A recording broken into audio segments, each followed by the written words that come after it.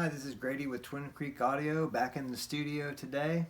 Today I'm going to show you an up-close view of the Soundcraft Sapphyre console, this lovely large console back here, and try to give you a lot more information and detail on this console and all the functions and features that it has.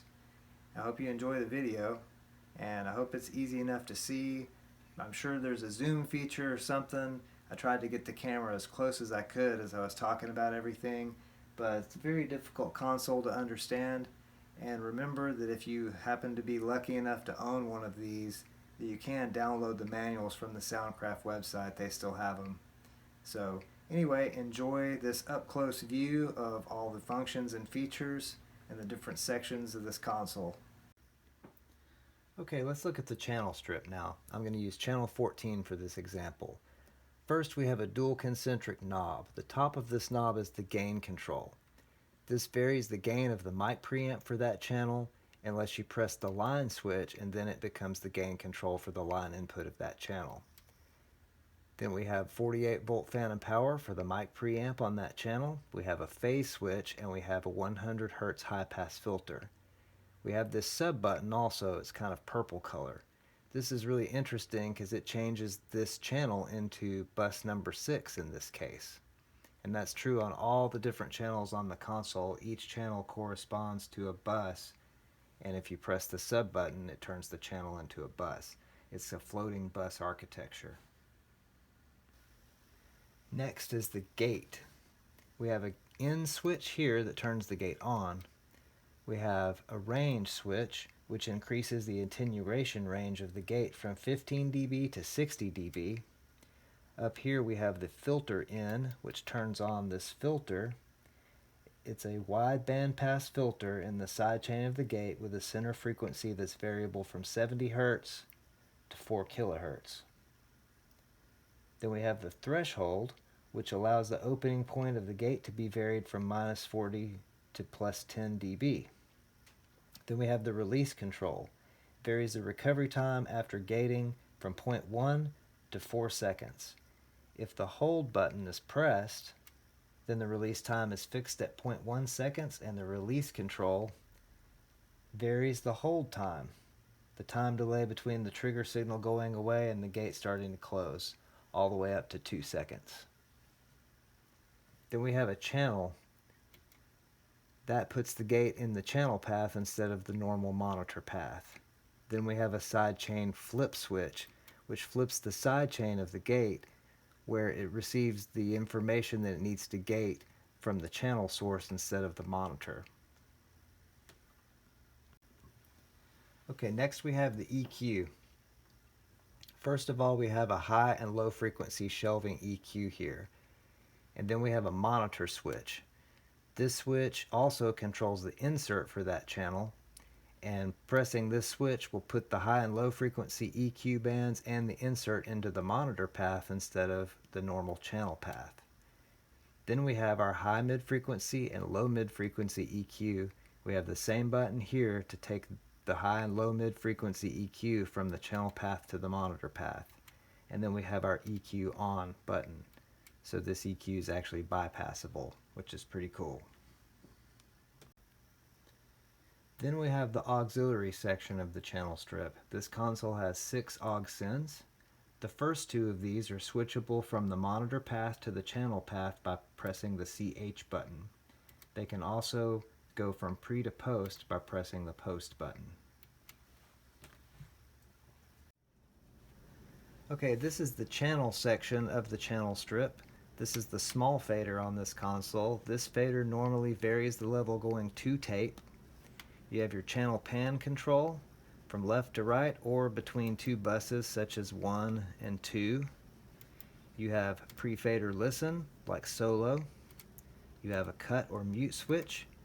You have the different assignment switches, so you can assign this channel fader either to the main mix or pairs of subgroups, or just to one subgroup. If you press 1 and 2 and pan it all the way to the left, that would be subgroup 1. Then we have the XFX switch, which is kind of unique to this console. It basically turns this channel into an additional send. We have the Rev Switch, which reverses the function of this small fader with the large monitor fader down here out of frame that you can't see yet because I'm not zoomed in on it. And then you have the bounce button, and that unhooks the monitor path from the mix bus and moves it to feed these group routing switches so that you can bounce things and subgroup things. It also makes the monitor channel solo safe. Okay, at the bottom of the channel strip we have the monitor fader, the large fader on this console, and it has pan control from left to right, it has solo, it has a cut or mute switch, and it has access to these 4 mute groups. So if you wanted to say mute a group of channels, you can assign all of them to mute group 1, and there are buttons in the master section that will mute all of the channels that have this switch pressed down. You also have a send button and a bus button here. Okay, I've zoomed in a little bit so we can get a closer look at these last 2 buttons on this channel strip. They are the bus button. The bus button sources the tape send from the group bus corresponding to that module position, in this case bus 6 because it's channel 14. And then this is the send button. It feeds the monitor path from that channel's tape send so that you can hear the signal being sent to tape.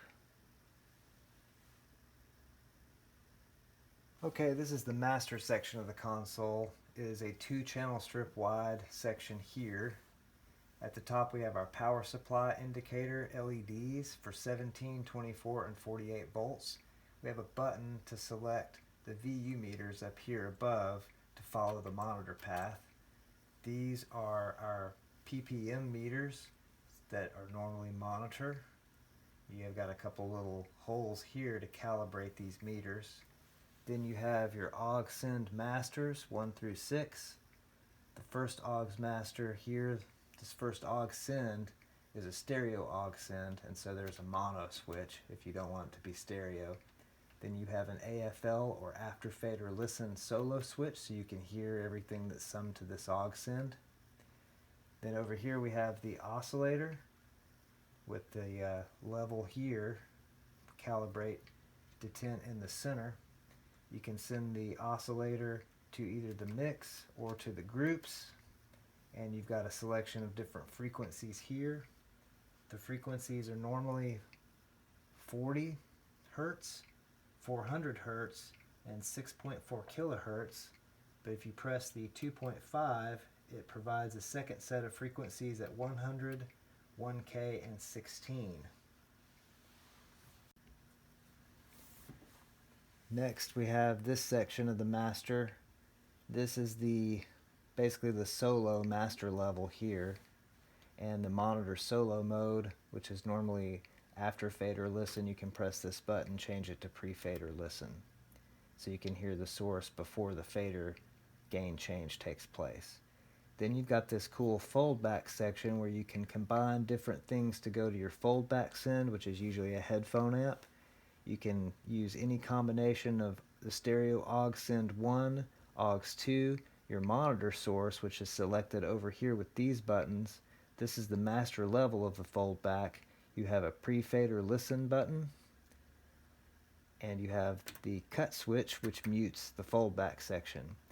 Now this is really cool here because you can select like your main mix, and then you can add one of the aux sends to that mix for the headphone mix to give people more of what they want in their headphones. Okay, here at the bottom of the master section of the console we've got our control room section, which you can connect 2 sets of studio monitors to this console, your main ones and an alternate set, and you can change those by pressing this button. You have a mono switch in case you want to monitor in mono.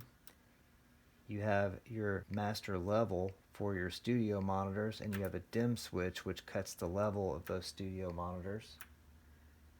You've also got your Talkback Mic right here built into the console, the gain control for the Talkback Mic, and you have these 4 buttons that will send the Talkback signal to either the main mix, the groups, aux 1 and 2, or foldback, which is what I usually do. Then you have your headphone level, that controls the level of the headphone jack on the front of the console.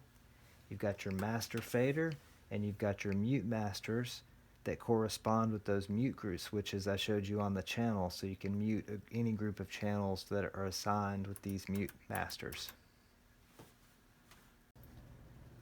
Okay, now I'm going to look at the stereo channels here. These are labeled A and B since there are 2 stereo channels on each of these channel strips. Let's come down here and take a look at the stereo channels. Each of these has a gain control. Then you have a width control from mono to huge, which actually does do something to the sound. The middle would be stereo, and then huge does some kind of a widening thing with it. And this is an analog console, so I'm not sure exactly how they did that, but it's pretty cool. Sounds pretty good. Then you've got your high and low frequency EQ. Then you've got 2 aux sends. You've got your stereo aux 1 and you've got aux 2. You've got a post switch for aux 1 so that you can take the split for this aux from post the fader down here instead of pre-fader like usual.